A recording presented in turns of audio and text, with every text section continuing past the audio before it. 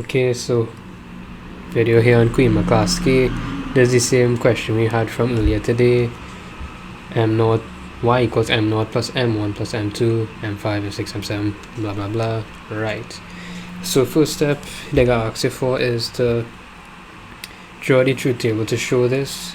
You could figure this out yourself, you don't need me. You can skip through this if you want, but I'm still just going to put it in the video because why not? So 1 1 1 1 0 0 1 1 0 0 1 1 and then 0 1 0 1 0 1 0 1. So M0 is 1, M1 is yes, M2, M5, M6, M7, and the rest are zeros. So that's it there, truth table done. Lastly they asked to justify your response. I have no idea what that even means, to justify a truth table. Just say like, okay, M0 means this is 1 or whatever, just explain that I guess. And they asked for D0, that means I don't care, so just explain what I don't care. Right, so now after that step they're going to ask you to do Quine McCluskey stuff, and that involves the tabular form. That's the tabular form, and obviously this thing on the right is the Carnot map. Right, Carnot map, quite simple to do, but right, tabular form. Remember, the ends mean number of ones, so this is 0 ones in this first statement. Then you'll have the Boolean stuff with 1 1, then 2 ones, then 3 ones. So for 0 ones, we will have the min term 0, which is 0 0 0.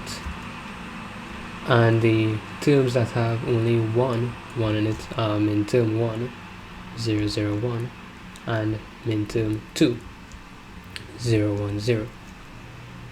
Now the terms that have 2 ones in them are min term 5, which is 1 0 1, and min term 6, which is 1 1 0. And then the last one here, min term 7, has the 3 ones in it. So now we have put them in this order, so it should be quite simple to simplify this now. So your first line, so to simplify this now, you're going to look at values where only one of the digits differ. So you can see here in M0 and M1, the both first digits are zeros, and then the last digit here is the one that differs. So that's what you're looking for, that's the pairs you're trying to find. So your first simplification here will be between M0 and M1, and this will simplify to 0 0 dash. You put a dash where there are the differences in the values. That's it, simple as that. So then you look for another one similar to this, so that's M0 M2, where you have 0 dash 0. Right, simple stuff so far. So the next one with that piece of knowledge will be M1 M5, which gives us dash 01. Then you have M5 M7, which is 1 dash 1, M6 M7 1 1 dash, and I'll leave another one here. Which one is that? Right, M2 M6, which will be dash 1 0. So this is the iteration form now. Sorry, not the iteration form, the tabular form. And from this column here is where you will derive the Boolean from the Quine McCluskey method. So you'll simply state that y is equal to, so your first iteration here is A0 B0. C is dashed out, so it is left out. Or you have this one here, which is A0 C0, or B0 C, or AC, or AB, or B C0. So that's the expression you derive from the tabular form. And now if they ask for Carnot maps, just going to do a Carnot map. That's simple enough, that's not really within Quine McCluskey, but in case they ask for it, I'm just doing it one time. 1, just copying down the solutions here, and then you're going to circle the groups of 2's. So we have this one, this group here, we have another group here, have this group here, and this 3 ones in a row, you can derive 2 groups from those. So we have that and that, and then don't forget these ones here on the side that match up like this. Don't forget those. And once you have done that, and once you have derived the boolean from that, you will get the same exact expression here for y. Now we get into the Petrix method. So how the question will come is they will ask you for Carnot map method, tabular form. Tabular form just means Quine McCluskey. And then they'll ask you for Petrix method. And once you have solved the Petrix method, they will tell you to use the one that incorporates less and OR gates. And then draw a circuit from that or something. So to derive the Petrix method, you have to first make up your prime implicant table. So these are the minterms that give us the output of 1 from earlier. So that's how you start off with your table there. And then you're placing the x's at where they occur. So you see minterm 0 is linked to 0, 0 dash and 0 dash 0, which is the same as up here. You notice the minterm 0 is linked to your 0, 0 dash and your 0 dash 0. That's where minterm 0 will occur. Same thing with minterm 1. You're seeing the minterm 1 here, 0, 0 dash, and you're seeing the x located here again for it. Oops. You're seeing the x located here again for it, right? So now, from this, they want you to derive Boolean. So how do you get some Boolean stuff from this? Well, it's quite simple. You state P.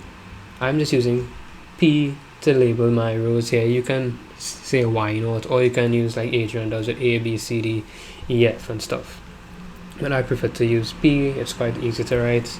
So yeah, so P is equal to M naught and M1 and M2 and M5 and M6 and M7.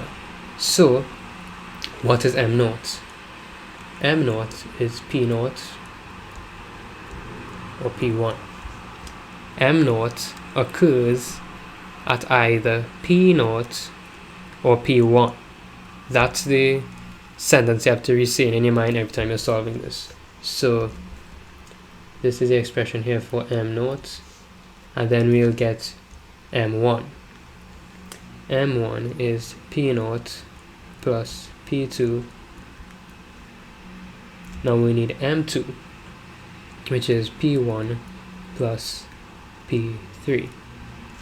M5, P2 plus P4.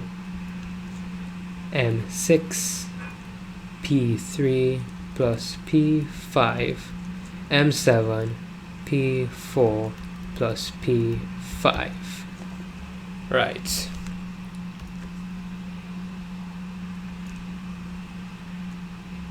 And you can figure out the rest there. So now how do we simplify this expression now? So it's all about expanding and simplifying. So let's expand the first 2 brackets first. So you have M1 and M0 and M1 being expanded. So let's expand this. So P0, the P0 just gives us P0.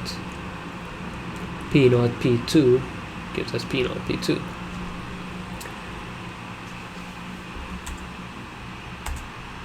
Then that will be P1, P0 and P1, P2. And we're writing back the other expressions. Bear with me.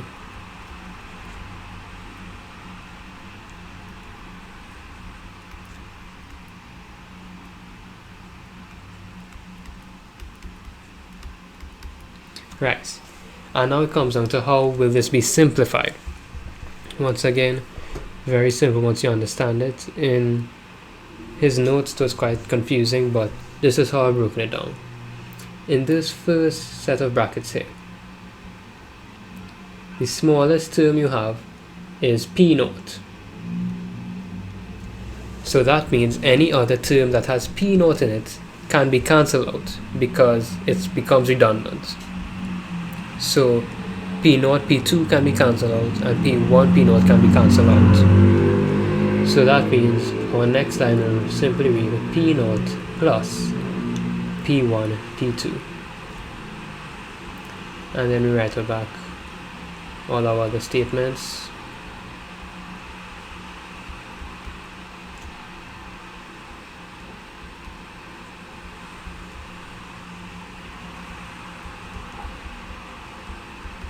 Right. And then you keep doing that over and over and over again until you end up to a point where you cannot simplify any further. So just jumping the gun here, so the final answer will be P0, P3, P4, or P1, P2, P3, P4, or P1, P2, P5. Not supposed to put that bracket there. Plus P0, P1, P4, P5, or P0, P2, P3, P5. And that's the final answer there. Now, if you want to make it a little easier to understand or somewhat similar to Adrian's stuff, you can write it as A, B, C, D, E, F here, and then the solution will look something like this. This will then instead be